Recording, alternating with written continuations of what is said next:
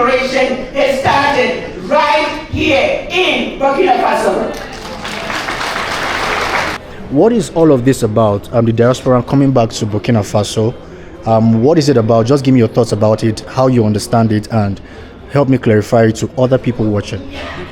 For me, it's about coming home and about making an investment in the community that's trying to grow, that wants to grow and wants to include. What Traoré is doing, he has become a benchmark through which other African leaders can be measured. Sometimes it's not in the length of time that you're in office which matters. It's how urgent you want to change certain things. But unfortunately, some of our leaders don't even have a clue. When I was leaving Toronto, Pearson, I got a glimpse of myself in the mirror, pulling my bags and going through. And I got so emotional because at the moment when I looked at myself, I was like, I am going home. Across Africa, something powerful is happening. Africans in diaspora are coming back home.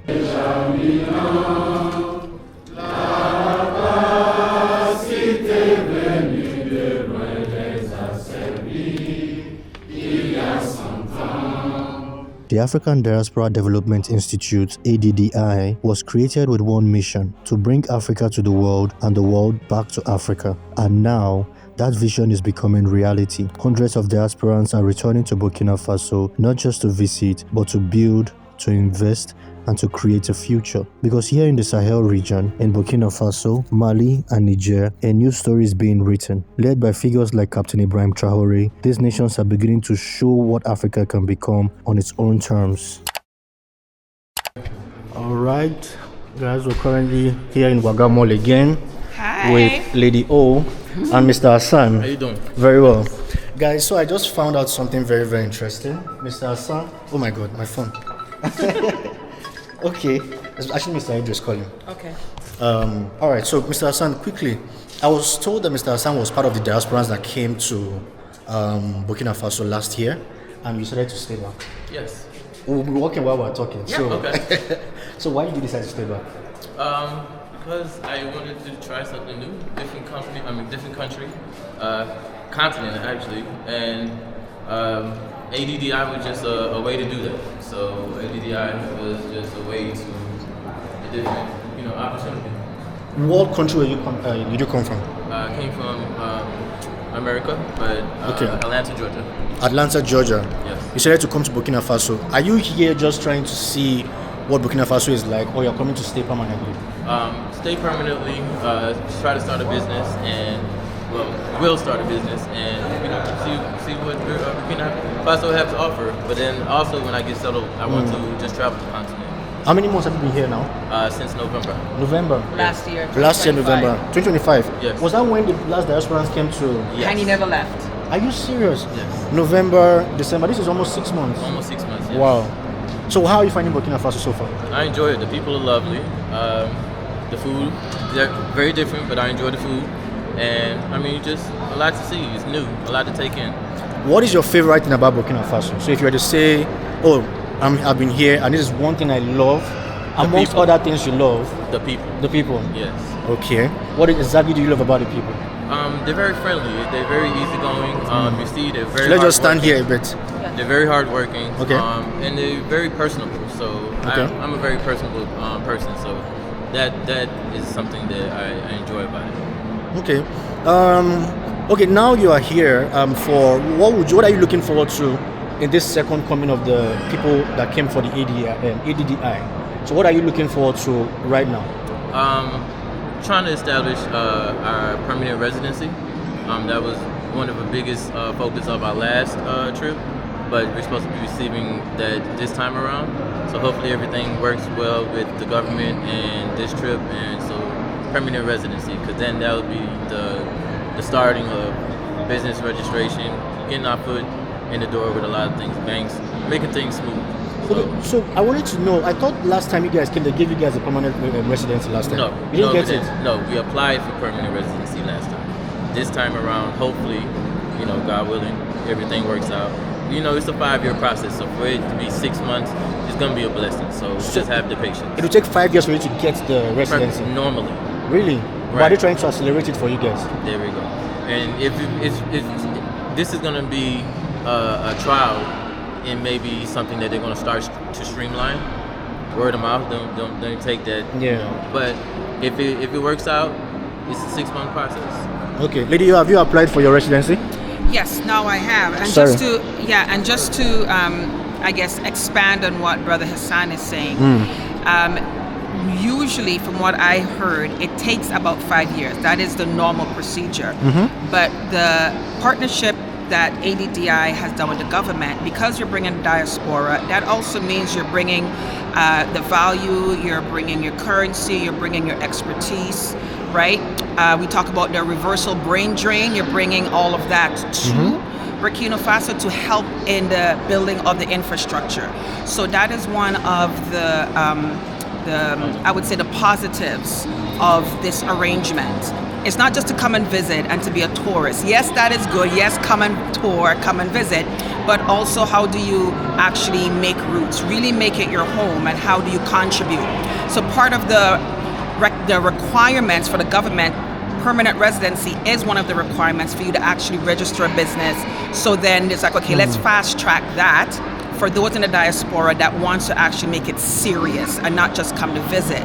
So because permanent residency is one of the requirements governmental wise, this is where they're like, for the diasporas that wants to make that a conscious, intentional decision, let's see how we can fast track that so that now they can bring all of the investments and all of the things that they're wanting to bring to actually assist in the building. So I just want to expand on that in regards to, so there's no, why ADDI and why not everybody else, is because the African the Diaspora, the Development Institute, the reason for it's called ADDI, it's not just for tourism, right? It's intentional to be specific for the diaspora, specific for the development, and it's an institution, meaning there's a mechanism behind it, there's intentionality behind it. So because of the intentionality behind it, we have to also bring an intentionality that we're not just coming here just for the likes of it. You're actually coming here to be intentional to build. So that's where the permanent residency piece comes into the ADDI and the government of Burkina Faso. Okay, that was interesting. All right, guys. I'm sure there'll be further questions that will come up later. But for now, I think we want to just walk around the mall a bit, then we'll get back to the hotel, right? Yeah, so I don't know if you've seen everywhere in the mall. Yes, I have because of your videos. Yeah. I came here already. I came here through Menapolee's videos. Thank you. So the fact that I stopped when I actually physically came here, I was like, I remember this place, I remember that place. So technically, I've already come through this place because of your video. Thank you. But we've already did a walk around now, so we're ready to go if you're ready to go. All right, that's fine. So I think this is the exit. Mama, where's the exit? Is it here or here? We're going to go out the front because we're just going to go to the mall. I mean, the hotel. Yeah, this is it. So we can take here. This in the front this way. In the front this way. Yeah. All right. Let's go. All right. So. These two. All right. So these are also diasporans, right? Yes. Okay. I actually interviewed Ursula. Yes. I saw. She was in a red shirt. She was one that directed us to you. Yes. So I met her here. She took us to where you were sitting. Oh, okay, awesome. Yeah. All right, guys. So I will just do a walk through the mall, and then, Ursula, thank you so much. I'm doing a video. This is Ursula. She helped me out. I met with her the first day she came into Burkina Faso, and of course, when I got into the mall, she helped me out to find Lady O. So thank you. You're so welcome. Much. Thank you. We're heading back now to the. You guys need help? Should I help you with anything? No, this is like, Are you good? Thank you. All right. Are you okay? Yeah. Good. All right. Let's go. Lady O, you look amazing, by the way. Oh, I got it. I gotta represent. But I did fashion design many years ago. I went to international. Okay, sorry. I went to the International Academy of Design for fashion design and merchandise. This was like back in my 20s. I never finished because I became a mom, and then I had to make some critical decisions. So I never finished, but it's been a passion of mine. One of the companies that I have is called House of Favel, because Favel is one of my middle names, and that is for designs that are going to assist in the return of the femininity being feminine and not scandalous. So it's been always a passion of mine since I was young, fashion design, and still being feminine, still looking, sexy without having to put everything out into, public. So it's something that's still near and dear to my heart. So when you did the video on textiles, that is why I want to definitely connect with that man, right? With that brother that had the store, and he was au revoir, that had the store and was teaching the youths how to sew and all that. Yes. I definitely want to reach out with him, and I know cotton is one of the industries here in Burkina Faso. So my idea was to actually see how I can bring the Burkina Faso textiles and clothing to Toronto, right? And have that be a part of what I can do in spreading Burkina Faso out into the world. And I know the diasporans in Toronto love Captain Ibrahim Traoré, love the story of Burkina Faso, and they would love to want to assist and support. And we love fashion. Toronto is one of the major fashion hubs in the world. So bringing the Burkina Faso fashion to Toronto is something that I want to do as well.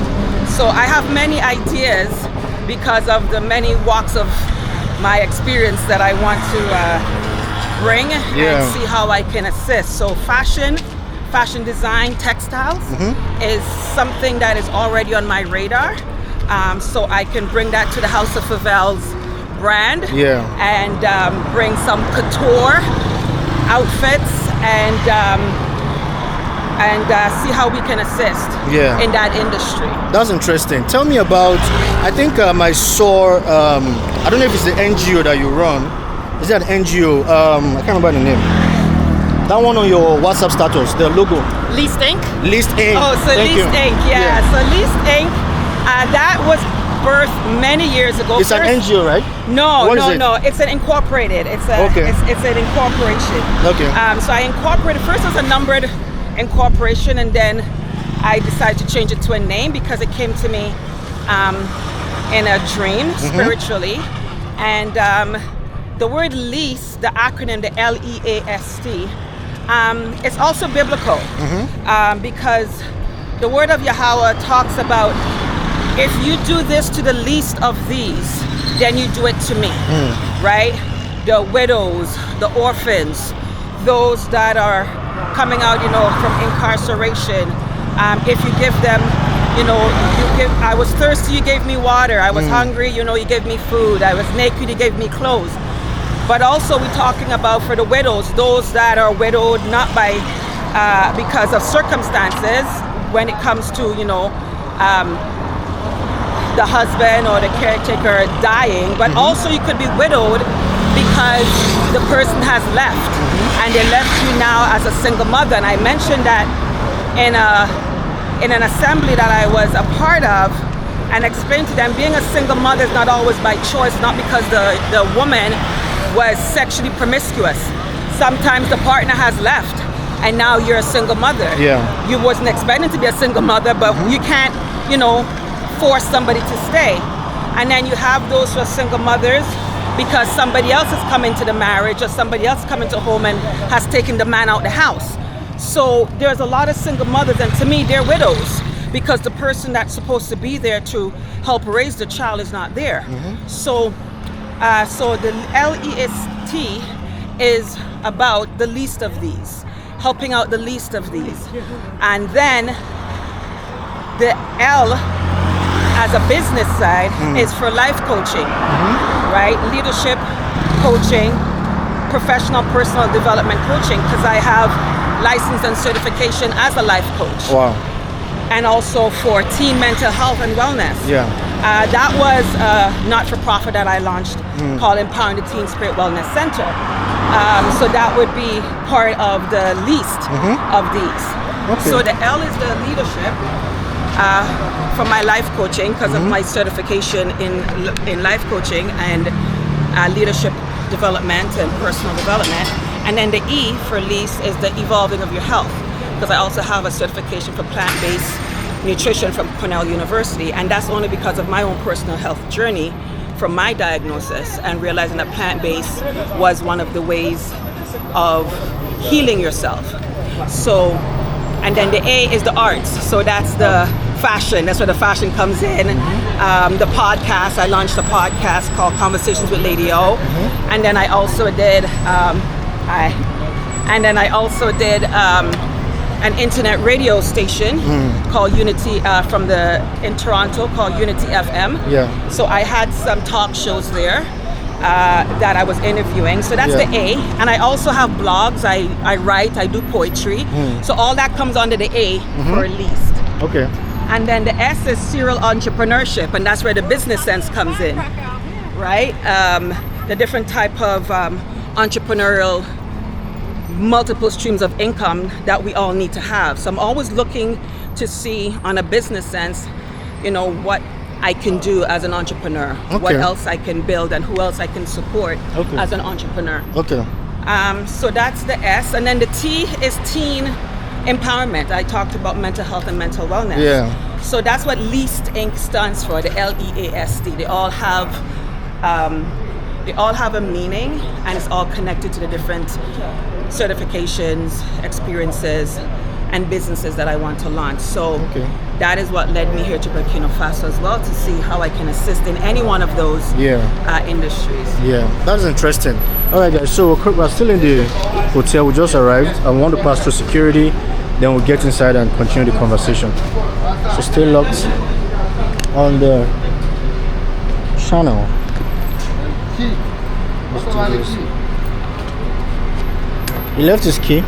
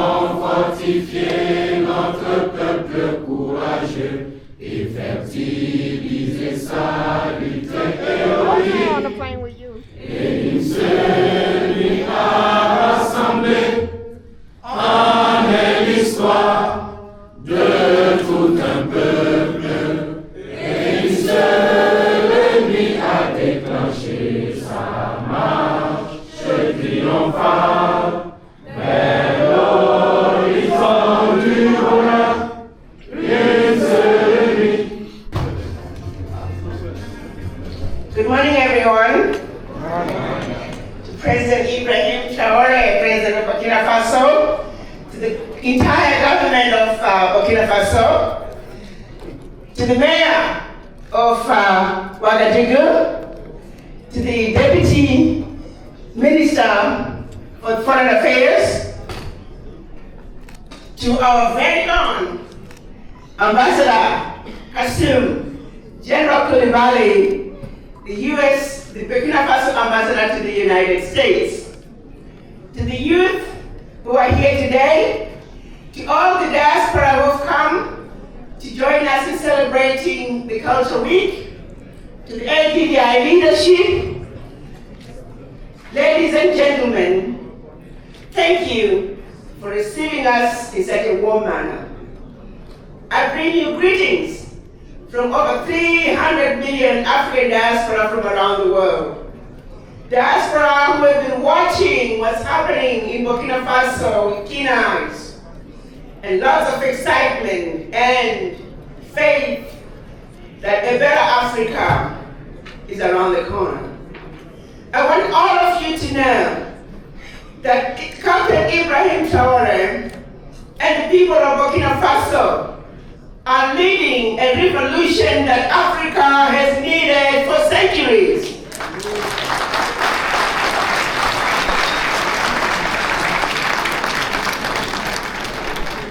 Our forefathers, they needed guns.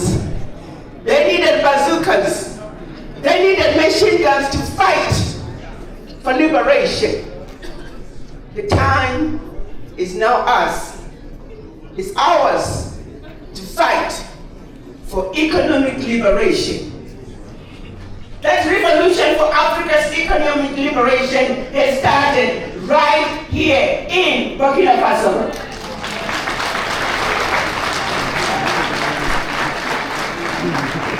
As Africans, we're going to stand together and we're going to let the world know that starting here in Burkina Faso, no more exploitation of the African continent, no more abuse of our natural resources, no more disrespect of the black people around the world.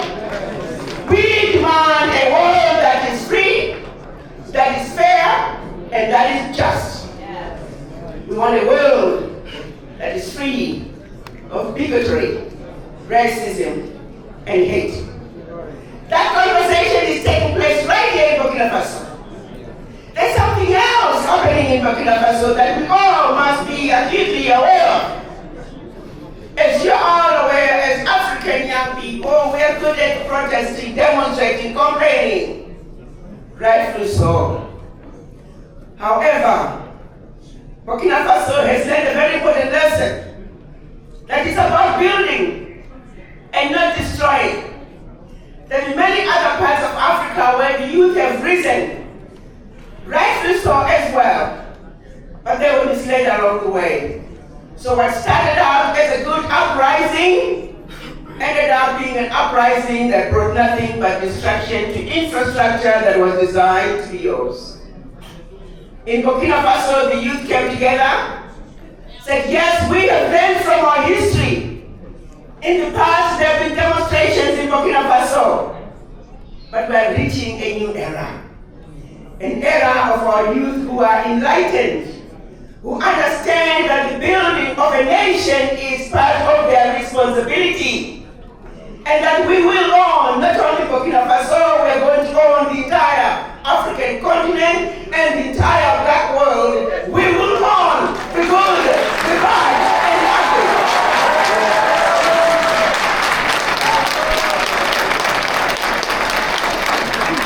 Because that which we seek as Africans as we move forward and define who we are, it is starting right here in Burkina Faso. The youth of Burkina Faso came together and said, Mr. President, we don't want to go on holiday. We want to stay behind and build Burkina Faso.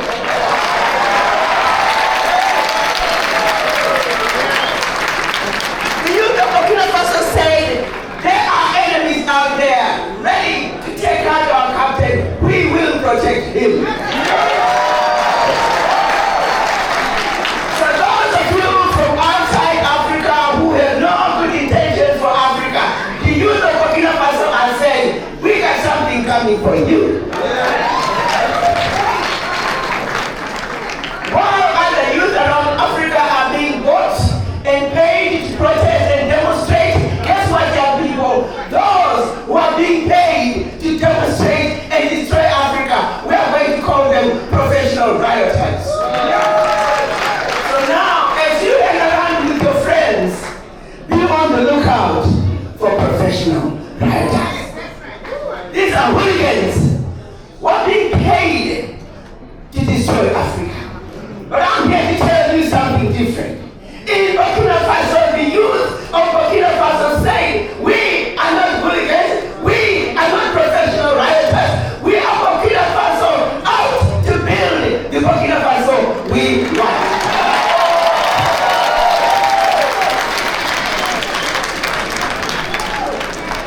So we are here today to celebrate your accomplishments. We are so proud of you, the youth of Burkina Faso. We want to package what you have done and share it with other youth around the world, especially in Africa, to let them know that our elders, we are not perfect. Let me be the first one to apologize to you, African youth, and the youth in Burkina Faso, that we as elders have not been good custodians of your Africa, and for that we are sorry. However, we need to come together because we are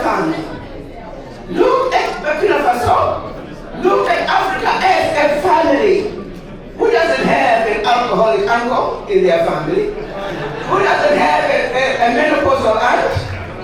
But we don't disown them. We work with them. We work together to build a better family. But this is what this is all about. We want to package what you youth in Burkina Faso have done. It is commendable. As a mother, I can stand on top of the tallest mountain and claim that these are my children from Burkina Faso. And I describe all of you in very simple words. And I want you to always remember that as descendants and mothers and fathers of humanity as we know it, as black people, you rule. You are the original DNA of humanity. Without the black man or the black woman, the rest of the world would not be. And that is the fact.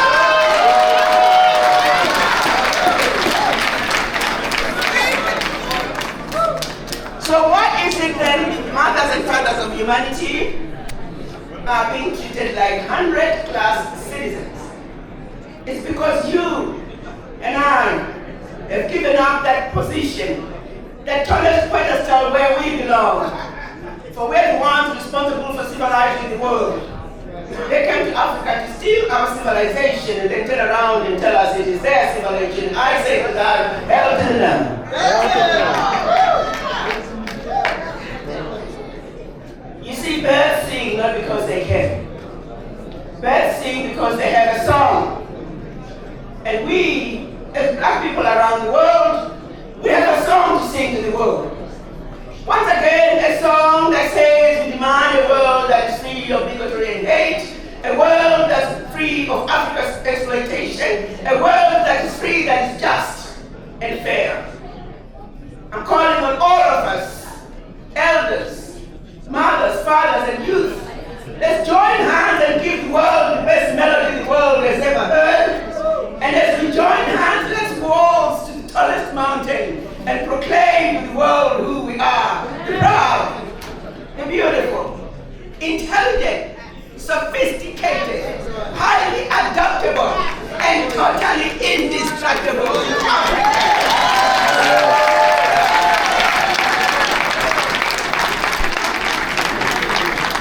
So today is a day of celebration. The youth of Burkina Faso and their amazing accomplishments in 2 to 3 years. The developments in this country are something to be shared and something to be learned from by the rest of the African countries. So young people, we want you to network. We want you to reach out to other youth in other parts of Africa. When you hear them talk about coming together to demonstrate, you must sit down and ask. At that point, what is our ask? Are we demonstrating because there's a real cause? Or are we demonstrating because somebody has paid us? The choice is yours. We are here to say, be on the lookout for the red flags for one of your own who has been sold and are getting ready to get paid to create chaos. Destroy that which you have built. We are going to say no more to that. Burkina Faso is about building and not destruction. Burkina Faso is about the youth communicating with their elders and putting down their grievances in a respectful manner, like an African child should. So yes, let's celebrate the youth of Burkina Faso. We appreciate your accomplishments, but keep up the good work.